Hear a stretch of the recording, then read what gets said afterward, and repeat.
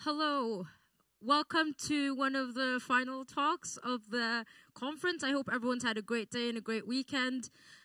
So for James's talk today, we have a live discussion, Q&A on swap cards, so please use that. Write questions underway when you have them, and that gives people to upvote your question so that I prioritize asking the most interesting questions. So a little intro on James. James Ozden is the Director of Social Change Lab, a non-profit research organization focusing on social movement and activism. Previously, he completed the Charity Entrepreneurship Incubation Program and spent 2.5 years working full-time for the grassroots group, Animal Rebellion and Extinction Rebellion. Please give a warm applause to James. Thanks. Cool. Hello, everyone. So welcome to the talk. Thanks for coming to the graveyard shift, 5 till 6. So today I'm going to talk about radical tactics within social movements and whether that's helpful or harmful. And then some quick background on my organization. So Social Change Lab is a non-profit research organization, and we focus on understanding the impacts and strategies of grassroots groups. And we focus particularly on those within the climate and animal advocacy movements because, in a way, that's where things are most happening, so to speak. There's lots of campaigns and protests and activism happening, so in a way, it's a good place for us to research and test our ideas and try to do our evaluation where possible. And we focus on this question because we think many of the significant changes in the world that have happened to date, whether that's civil rights, votes for women, or marriage equality, have been driven, at least in some part, through grassroots activism, disruptive protest, and what we call grassroots organizing quite broadly. And we think despite this potentially quite important role in moral circle expansion and things EAs would care about, we think there's been relatively little focus on understanding the exact outcomes of these campaigns and how we can kind of have more of them or have them more effectively. So on this point, we conduct research, and now we're providing more things like trainings and workshops to activist groups as well as funders to try communicate our research and help them basically campaign as effectively as possible. Cool. And this is a very random and complicated graph I made, or diagram. But the point is there's many relevant outcomes you might care about if you want to change the world. Maybe you want to influence policy, maybe it's public opinion, maybe it's corporate behavior, maybe it's voting. And it's really hard to measure some of these things on how you're affecting it. It's really hard to know the outcome of any one campaign or any one protest, especially if you can't talk to every single policymaker and say, hey, how did this make you feel? What are you going to do next? So as a result, while we care about all these things, in our work, we do focus a lot on public opinion because, in a way, that's easily measurable and we think it's important. But by no means do we think it's the most important thing. So I think basically take some of our work with a pinch of salt. But also, there is some other literature on these topics that I'll also try to share. And I kind of wanted to start on this project, this journey, because I felt like there was a particular gap in the understanding of disruptive tactics within social change, and that came about partly through my work at XR and Animal Rebellion. So I would often do fundraising and speak to funders who'd say, yes, your work is cool and it's exciting and many people will come and you get lots of media attention, but how do you know it's actually helping? What if you're just putting people off? And we were kind of thinking, we think there's some good evidence for this. Historically, we think this kind of approach has been useful, but it's really hard to point to any one thing and been like, yes, this is absolutely the right way. And also, I grew more skeptical over time of our own tactics, so I wanted to look into this a bit further. But I think some good examples that highlight how disruptive tactics can work. So one is Martin Luther King. So I assume most people have heard of him, quite a big icon in the civil rights movement in the 1960s. And maybe just a quick poll of people's hands. So put your hand up if you think he was an influential figure in the civil rights movement. Most people, okay. And maybe put your hand up again if you think most Americans at that time had a good view of Martin Luther King. So actually very few people. And you'd be absolutely right. In 1966, 63% of Americans had an unfavorable view of Martin Luther King. This is an enormously high number. It's weird because now we look back on it. In 2011, it was 4%, and now basically everyone in the room put their hands up. So there's something weird happening where even though he was extremely disliked at the time, people think he had an important role to play in social change, at least for civil rights. And this maps somewhat well onto what actually happened at the time. So there's this great paper looking at civil rights activism and the role of protest. And it looks at various things, public opinion, policy, headlines, and media discourse. You can kind of see, so I'll put on the passing of major civil rights legislation in 1964 and 1968. And even though people disliked him a lot in 1966, and prior to that, it didn't mean that they weren't able to pass important civil rights legislation. And people think some of the activism they did, whether it's the lunch count to sit-ins or other disruptive actions, actually led, as you can see, to these huge spikes in public opinion. And to clarify, so the green chart, the green line, is the number of people who think civil rights is a top 3 issue facing the US right now. And as you can see, these spikes basically correlate pretty well to these large mobilizations that happened often in the south of the US.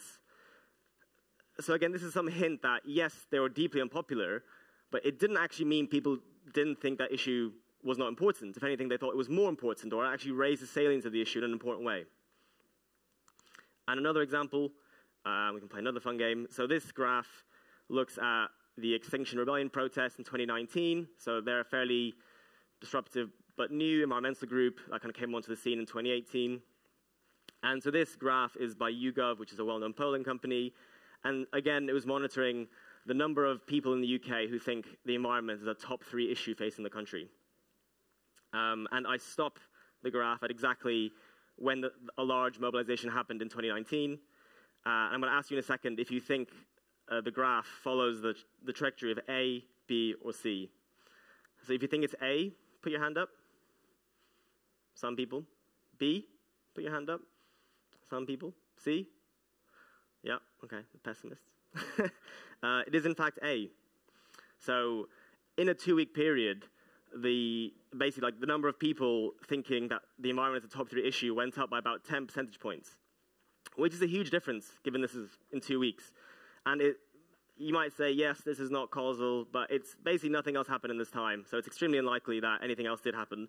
And then you might conclude XR, they're really unique, they're really popular. Again, and the dip is COVID, if it wasn't clear. So things were generally going well, and it actually persisted for quite a while, for over a year, and then COVID wiped some of those gains off. But besides that, I think that's another point. It's not like a flash in the pan thing. It happens for a brief amount of time, and it disappears. In this case, it was sustained. But then again, so XR, people don't really like XR at all.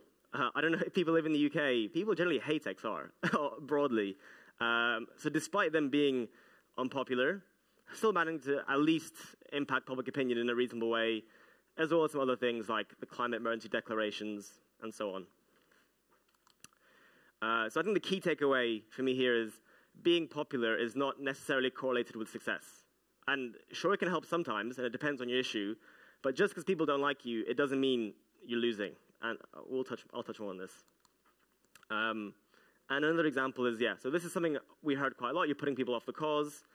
And then there's, so Michael Mann is a famous climate scientist who did this research. He did the survey because basically he thinks that disruptive tactics don't work. So he commissioned this survey and said, do these non-violent actions increase or decrease your support for climate change? And not surprisingly, most people say it puts them off. But this is a dumb survey. This is how I feel when I see the survey. If you ask people how they feel when they see something that makes them personally annoyed or aggravated, of course they will say they don't like it and it puts them off. But the reality is, this is not necessarily this is not the most important thing to measure. Like, groups are often unpopular, but they can still achieve important things. And so Michael Mann, bone to pick with this guy. But we'll touch more on this kind of difference later. And then this leads to this question called the activist dilemma. So should you partake in moderate or radical protest? And in this case, moderate might be something like happens all the time, marching in the street, organizing a legal demonstration in like a plaza, something fairly chill, for lack of a better word. And radical is something maybe you're more disruptive, you're going to a government building, you're actually maybe defacing the building, putting paint on it, or you're blocking roads, or you're stopping some kind of business happening.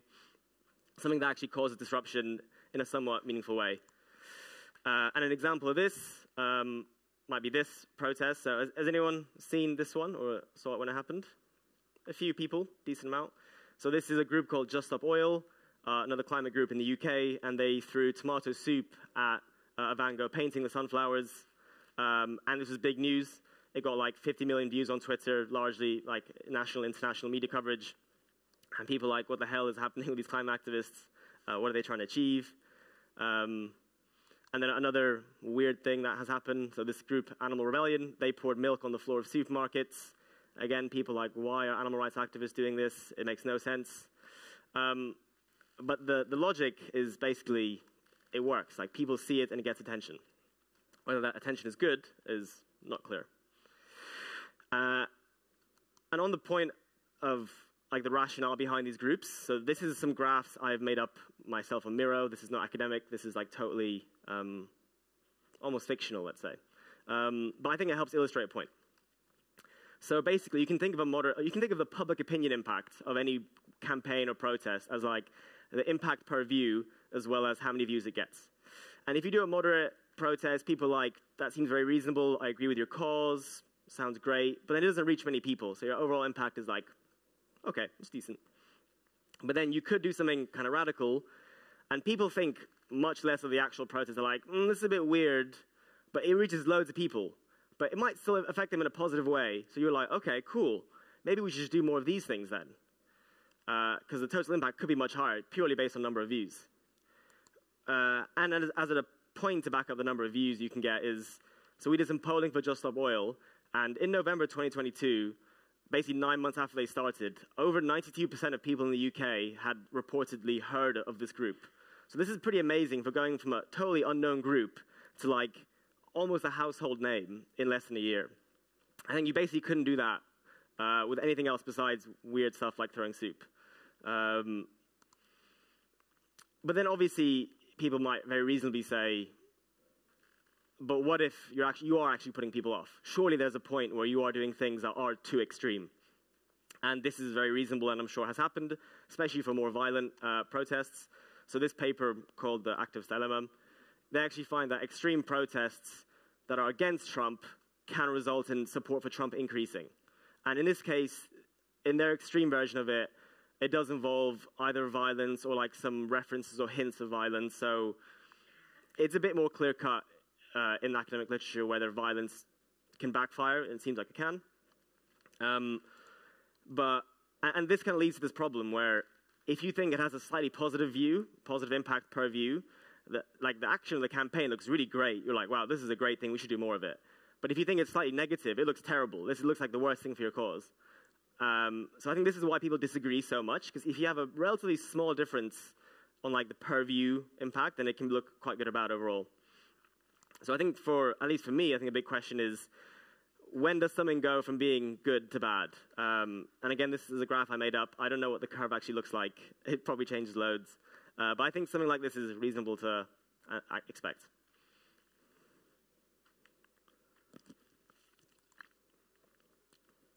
And to test some of this kind of like theoretical stuff, we actually did some public opinion polling for a Just Stop Oil campaign. So this is from April 2022, where they, as you can kind of see, they blocked oil depots and oil refineries across the southeast of England. And essentially, they targeted quite a few depots, and a lot of fuel stations in the southeast actually had no fuel for a day or 2 days, and there was like lots of disruption, lots of news coverage, and maybe like 500 arrests were made over the space of like 2 or 3 weeks, 2 weeks. So quite a lot. And as you can see, people climbing on lorries, people blocking the roads. And we did some polling before and after this campaign. So we did this via YouGov, like nationally representative. So it's trying to have equal, like the representative versions of age, gender, region, education, so on and so forth. And we did it before and after the campaign and during, and asked a bunch of things about support for Just Stop Oil, their demands, concern for climate change, and all the other relevant things. And our findings, so one key thing is we didn't find any evidence of this backfire effect. So on all of the metrics, nothing got worse, which is somewhat promising because in a way, Again, at the time, they got lots of negative media coverage, people saying this is too far, people want to get their fuel from a petrol station, but nothing got worse. But one thing did change, which got better, was people reported they were more willing to take part in climate action. And this went up by roughly 2.6 percentage points, roughly equivalent to 1.7 million people. And you can see this graph, the changes are quite slight, so it's not super obvious. But basically, you can see it gets a bit higher over time. And in particular, the things that people said they were more likely to do was talk to their friends and family about climate change, engage with their local MPs on climate issues, as well as attend illegal climate protests.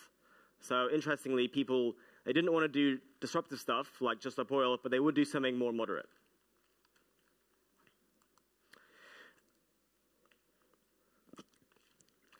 And this brings us on to this idea that we've been looking at a bit more recently called the radical flank effect. And essentially, the idea is when you have multiple factions within a movement, which you often do, how does the radical faction affect the more moderate faction? Does it produce a net benefit or a net cost? And very naively, like one example from the climate movement can be XR as a radical, WWF as the moderate.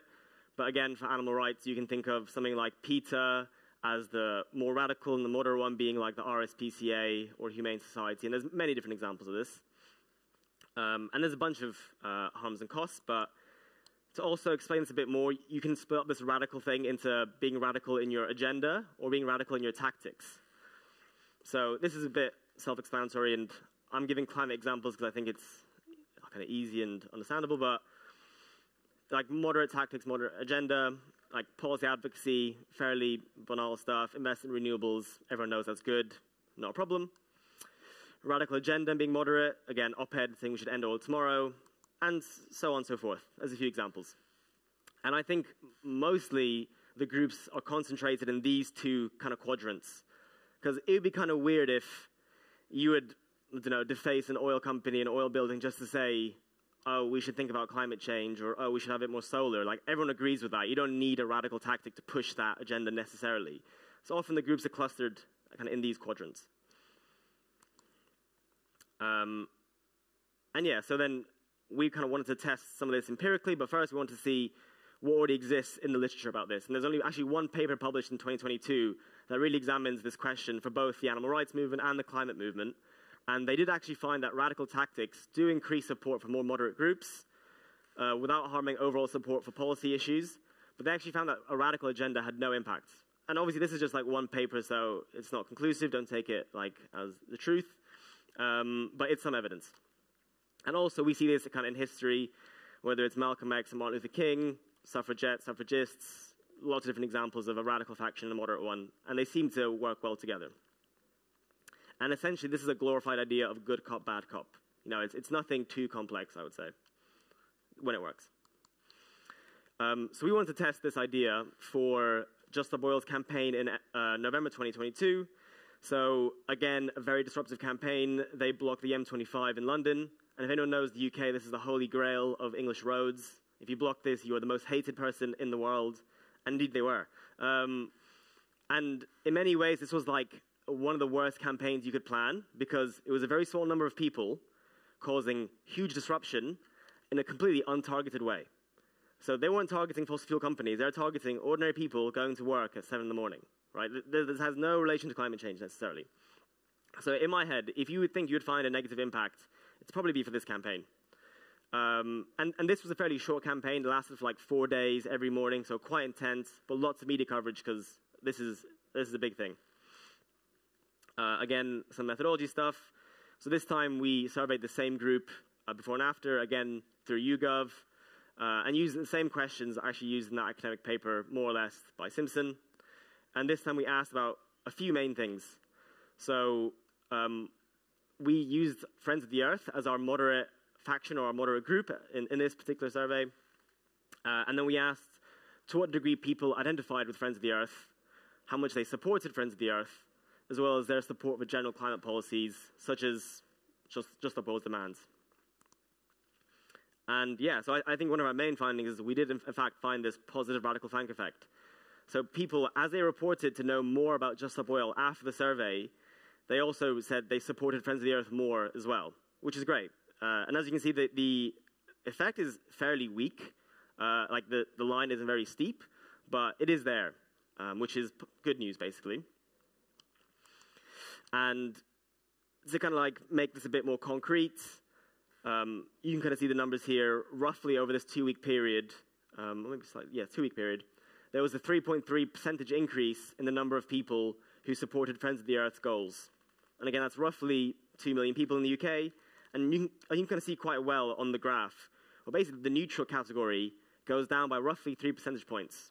So I think it's quite a nice example of what people are saying they want to do. They want to like split the middle, get rid of the neutrals, and pull them over. In this case, it seems to be that they largely did bring over neutrals into the more supportive category.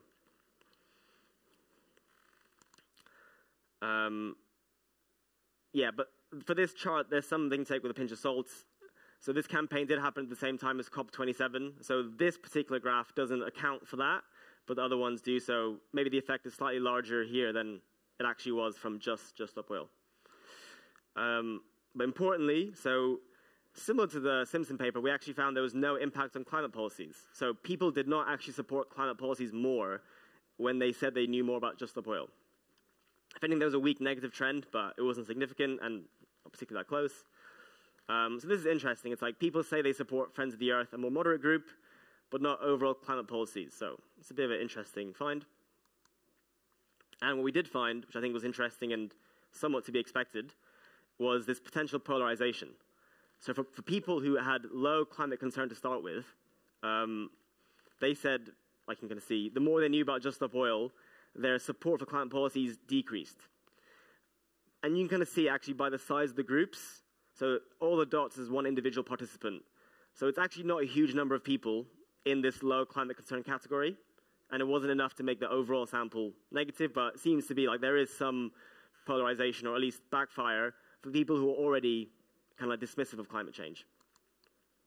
Yeah, and that's all there.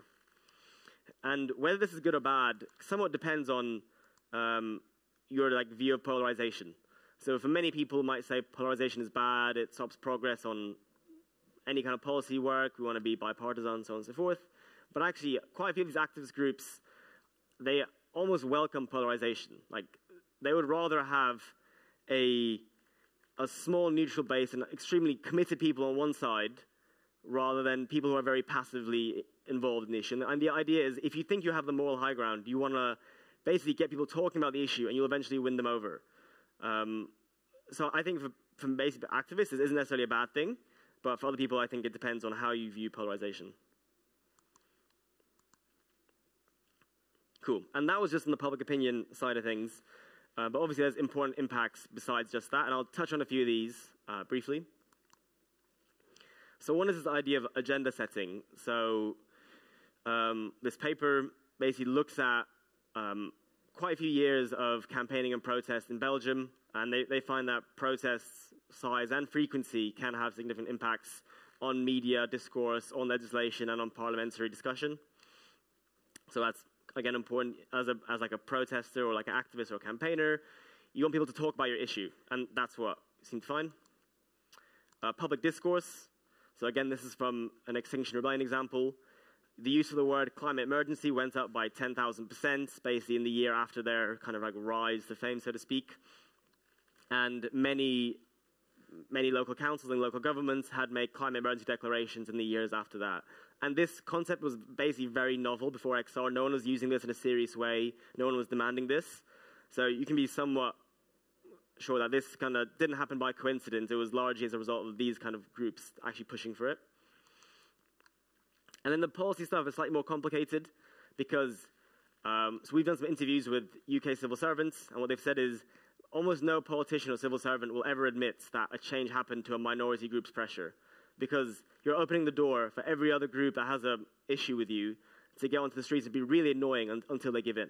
So obviously they will never say, usually never say, we did this due to external pressure. They'll instead say, we did it because we listened to the people, we're good politicians, so on and so forth. So when politicians say things like they'll end North Sea oil and gas investment, which is a demand of Just Stop Oil, it's really hard to tell what role they had in this. It could have been none, it could have been small, it could have been complete. But it's really, really hard to tell. And again, the same case with this Insulate Britain group. Again, quite disruptive. And like a year after they've been campaigning, insulation is now much more on the agenda. The UK government does announce a policy to fund insulation to the tune of 6 billion. How much was it down to them? It's hard to tell. Some cases are more straightforward. After like a few days of large protests in Serbia, they just said, we won't do this mine. That was very straightforward. That's nice. I wish everything was like that. It's not. So there probably are some impacts on policy, but again, it's hard to determine. And yeah, this idea of the Overton window, which I think has been discussed a little bit, which is very simply this idea that some demands, some issues, some policies, some are in the Overton window of being very acceptable, very normal, very like easy to understand and like totally agreeable, and some are unthinkable, some are crazy. Like how would you ever have net zero by 2025? And to have a good recent example on AI, April 2022, is it time to regulate AI? Inquisitive, maybe. Katia Grace, 8 months later, let's think about slowing it down. Not let's slow it down, let's think about slowing it down. And then very recently, we must slow down. And then finally, pausing isn't enough. We need to shut it all down. So this is an example of how the Overton window shifts from we can't regulate this to maybe we should regulate this. Oh, we should definitely regulate this. So I think this is a really, impressive example of AI discourse kind of going in a way that probably people who care about AI experts are like quite happy with. Now a bit of a whistle-stop tour on outcomes, but we have a bunch more of this in our report, so do check it out. And then to kind of get back to the radical flank effect a bit more, so it kind of has some positives and some negatives. So again, the positives, increase public discourse. Maybe that means legislators care about your issue more, it gets more attention. Maybe it means you can pass policy easier. Maybe moderate groups look better. If you're the crazy person, and then maybe Greenpeace is like, look, we're not like the crazy people, we'll deal with you instead. Politicians are like, okay, that's a good trade. I don't want to deal with Just Stop Oil, they're too much for me, but maybe Greenpeace is okay. And again, these groups can also grow in size due to basically media attention and also increased identification. So maybe people identify more with the moderate groups, so then maybe the moderate groups get larger. But either way, the whole issue gets lots more attention, so maybe people get mobilized and join the ranks, therefore there's more capacity. But there's also downsides as well. One is increased government repression. So in the UK, we've seen new legislation that basically makes protests more criminalized or like has harsher sentencing for activists and otherwise. So now there's like noise restrictions on protests, which is pretty obscene. And also, I think the problem is if you're a smaller movement, you're more likely to basically not benefit from the radical flank effect. In the climate case, it works quite well because there's a very clear set of radical people, Just Stop Oil XR, and lots of moderate people. Everyone knows the moderate climate folks. But if you're a small fringe group, let's say animal rights, and PETA's doing crazy stuff, then if all they know is PETA, then they think the whole animal rights movement is crazy.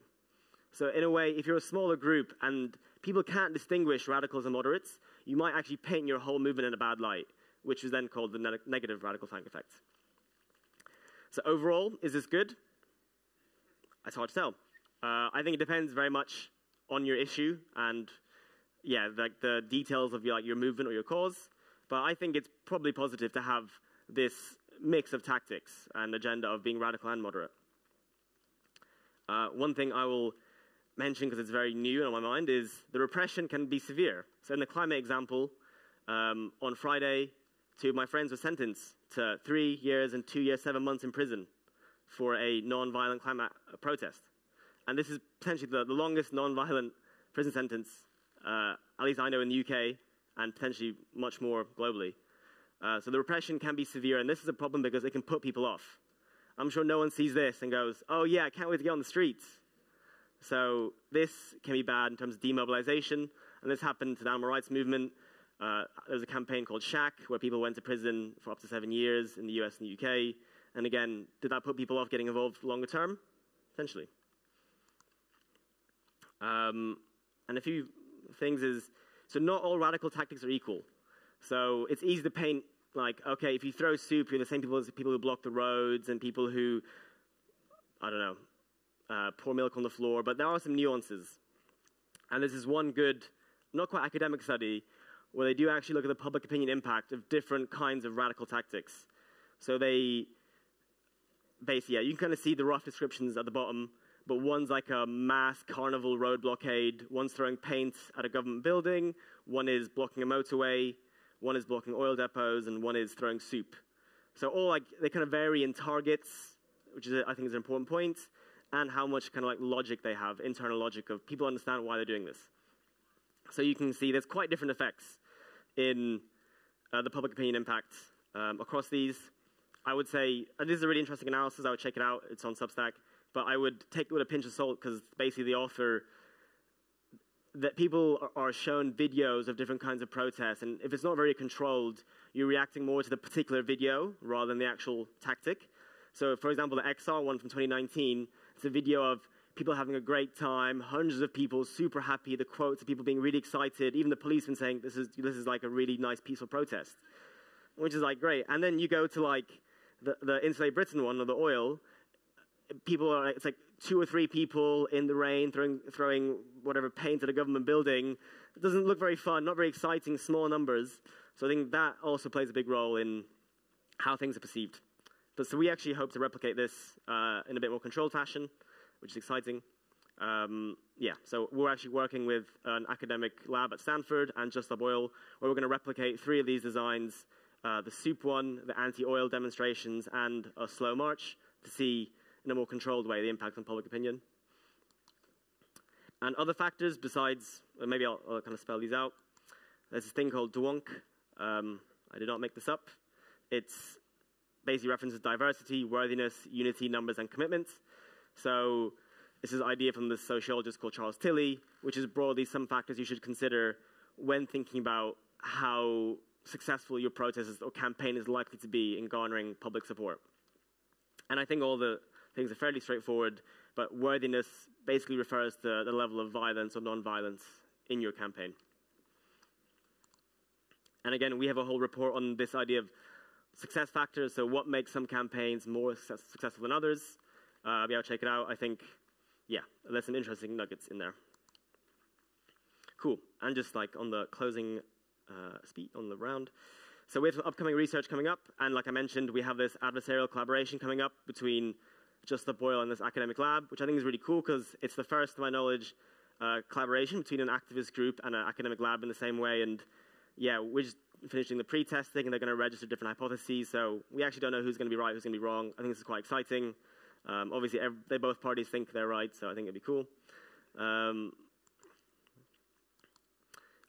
We're currently about to launch a survey, like an expert survey for like social movement academics, so people who study sociology, political science, psychology across a range of movements and topics, trying to understand some important questions that are really hard to answer empirically, but still really useful. And one of these might be, like, at what stage of your social movement or campaign should you be disruptive? Is it better to do it early on when you have low salience and low support, or later on when you have high salience and high support? And next, I have 2 twos. It's not good. Next is a study on what tactics lead to greater mobilization. So one thing that activist groups do care about is how do their tactics actually increase their base of activists who are willing to take part. So it's great because through some connections I have, we're going to get like internal sign-up data from about 10 different activist groups working across kind of Europe and also some places in the US in terms of when they do certain tactics, how does that impact the size of people signing up, attending trainings, coming to actions, and so on. So I think that's an interesting, quite action-relevant thing.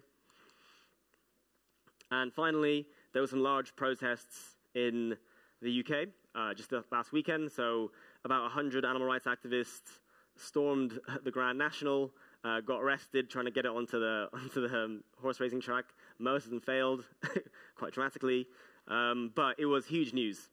And in fact, a journalist went undercover a few weeks ago, leaked this on the front page several weeks ago, so everyone knew it was coming. But still, they tried, a very valiant effort, and got loads of media coverage. And we did some polling before this happened, and we did our second round just on Wednesday. We haven't got the results yet, sadly. I would love to present that, but hopefully in the next couple of weeks, we'll be analyzing that and seeing what impact it has. I think this is a great example because last time we did polling for an animal rights group, Animal Rebellion, again, they blocked loads of dairy facilities. There was no dairy in some supermarkets in the UK, but the Queen also died the same week, so no one saw their campaign. It was very sad. But this time, many people saw the campaign, so I think we'll find something.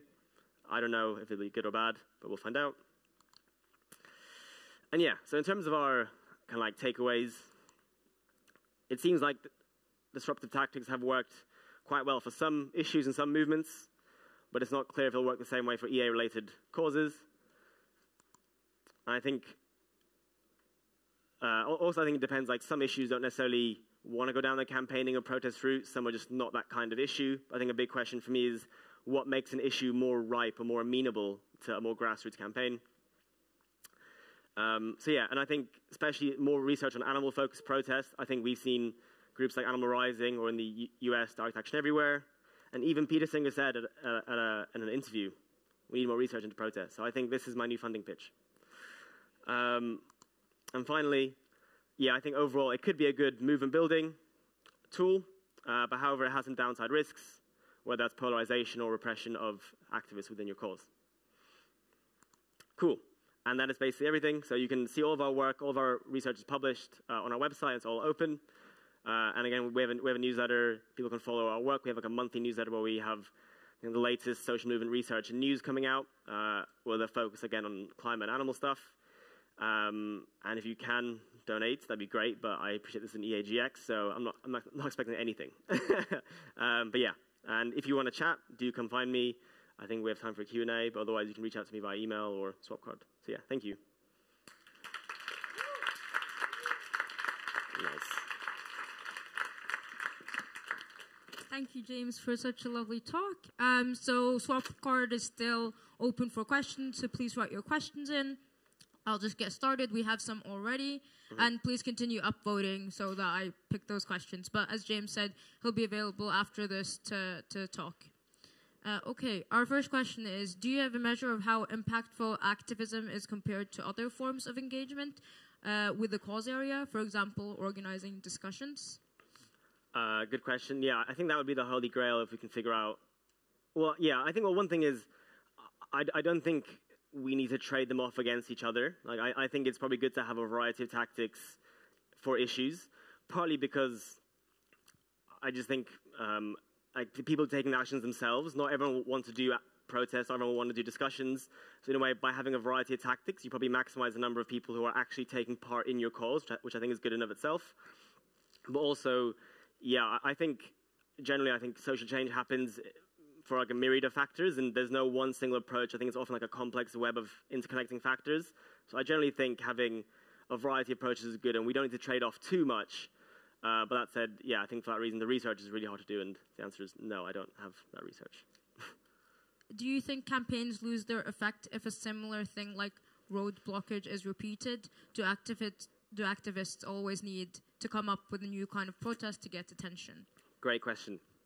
Yeah, so I think this is a tough one, because when I was working at Animal Rebellion, so we were organizing these quite large campaigns, and what happens is once you've done a thing once or twice, and you get lots of media coverage, the media's like, okay, you've done this is old, I don't care about this anymore. So we would, I don't know, let's say spray a few government buildings. They're like, this is no longer interesting. So we're like, okay, now we'll block the biggest McDonald's distribution sites in the UK at the same time. And they're like, okay, cool, we've done that, what next? So like, there's almost this arms race to do crazier and crazier shit. And it does end up being extremely crazy at some point. So that you do kind of feel this need to innovate, which is why then people end up doing weird things like soup. Because you're like, okay, they're sick of my oil blockades, maybe I'll do soup now and disrupt the snooker games. So yeah, I think there's this weird need to innovate, to stay fresh, and to get more media attention. Yeah, I think it's like a sad way. That's how the media cycle works. If you think your theory of change is driven by media, you just want to maximize that, and being a bit bizarre does help. Do you see any way of increasing the number of views for moderate protests? Yeah, I think, again, I think this kind of relates to like how creative you can be. I think groups like, don't know, maybe the Humane League or Open Cages in the UK, like, will test, like, moderate, but, like, kind of creative stunts, or Greenpeace will do lots of, like, creative stunts, and I think things like that might just be something very, like, beautiful, very visual, very large numbers of people. So I think you definitely can do it. It just requires a lot more creativity and imagination on your part, whereas if you want to do something radical, it's just easier to, like, getting arrested or doing something illegal is bizarre already. So in a way, it's quite easy. But I think, yeah, if you're creative enough, the moderate stuff can also work, but it's just harder work. How do you think increased polarization can influence activism opposing the cause? And do you think that impact would be stronger than the positive influence on the activism in favor of the cause? Yeah, I think with the polarization, you always obviously want to bring more people to your side than you lose. Like, that's a theory that activist groups have, at least the ones I know well. It's like, yes, we will put some people off, but as long as we gain more people in our support, it doesn't matter that much whether we lose some people, because anything you do, you're going to lose people. And the driving force is, if you think your issue is not at all discussed, and you want to get it discussed because you think that will help, then you kind of have no choice. Like, other options, you do nothing, which is the worst possible outcome, because then nothing happens. So yeah, I think the goal is you want to organize campaigns that you will at least win enough people over, and how you do that well, that's again a matter of design. Sorry. That was my question. Like, I was specifically curious about activism on the opposition side.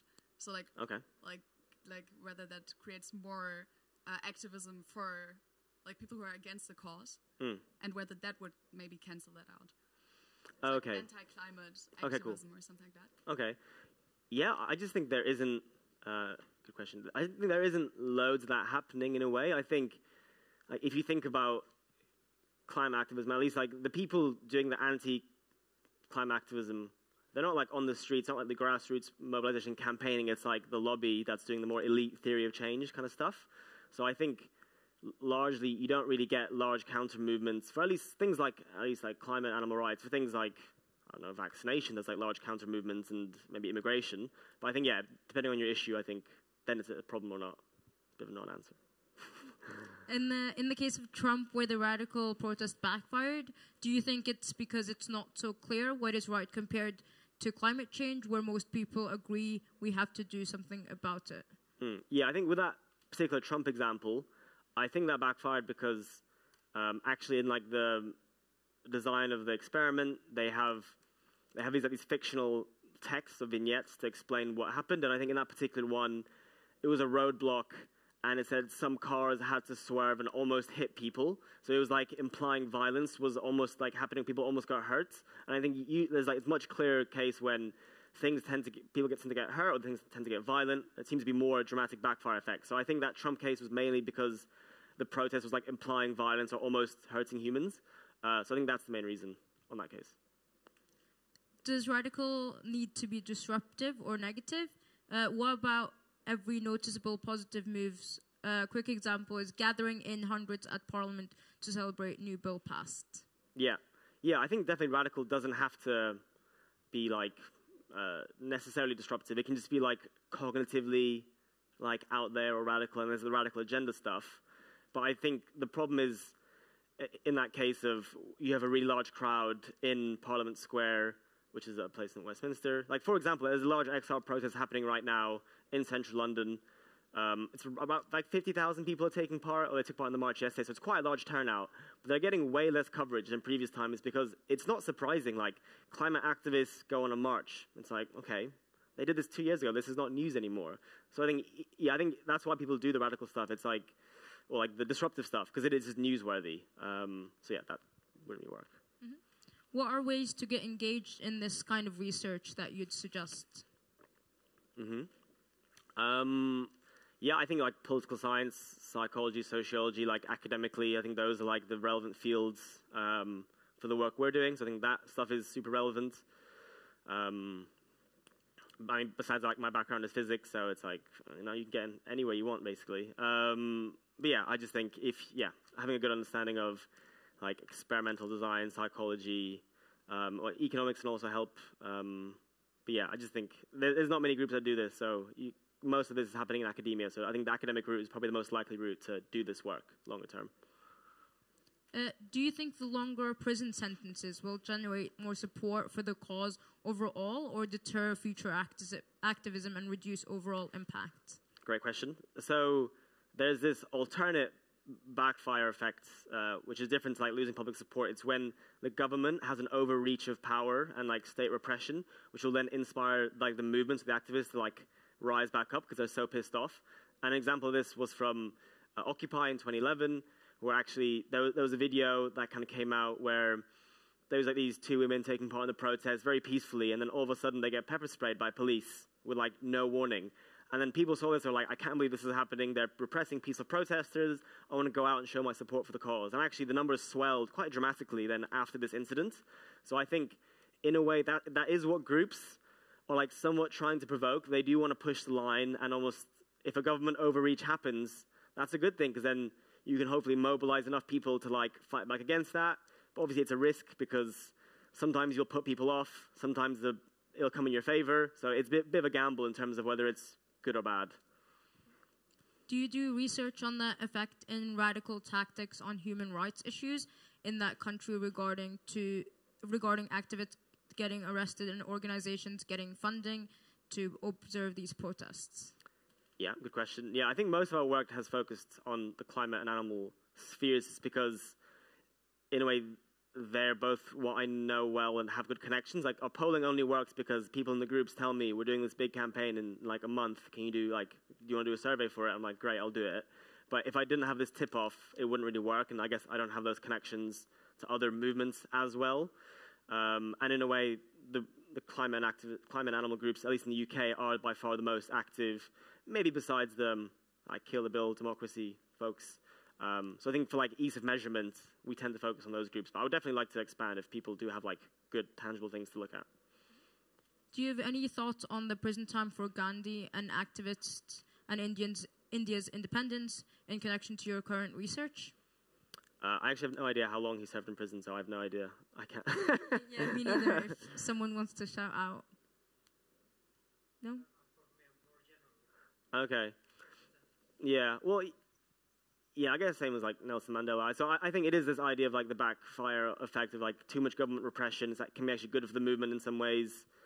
It's just, yeah, so for independence, well, they obviously got what they wanted in the end, so that was good. But it is hard to know when it will backfire and when it won't. And yeah, I think that's the trickiest thing.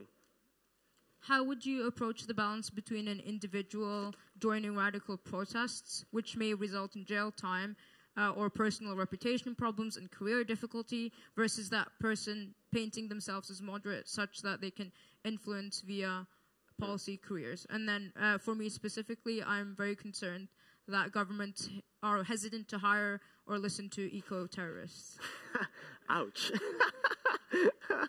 Well, actually, it's funny. Also, I've been arrested a bunch of times, and I personally haven't faced any career difficulties. Somewhat thanks to like people in the EA community are nice and welcoming, so thank you, EA friends. So I think it depends on the jobs you want to do. Like, obviously, if you want like some high-profile party politics job, probably not a good idea. Even working in the civil service, whatever. But I think if you're going to be in the non-profit world, it's like less of a risk. And obviously there is like risks on like maybe getting visas can be harder for some countries, travel can be harder for some countries. But like at least I've been to the US recently, I didn't get deported, which is great. So I just think, yeah, there's some really good websites online like Informed Dissent. So if you are interested, I would just look into it much more. I think the most important thing is people have a really good understanding of the potential consequences and benefits in some cases, and just weigh that up for themselves. It's like a very highly individual thing, and depends like immigration status, so on and so forth. So yeah, I think it's a very personal thing. Seek more information, basically, or chat to me if you're interested. Just to add to that, asterisks so-called eco-terrorists. Oh, yeah. Not from this person, obviously. But yeah, that's all the time we had for questions. Thank you, everyone, for watching and asking questions. James will be around outside here. The closing talk will be here in a couple of minutes, so if people who are staying for that can just stay seated. Thank you so much, and another big round of applause to James. Thank you, everyone. Thank you.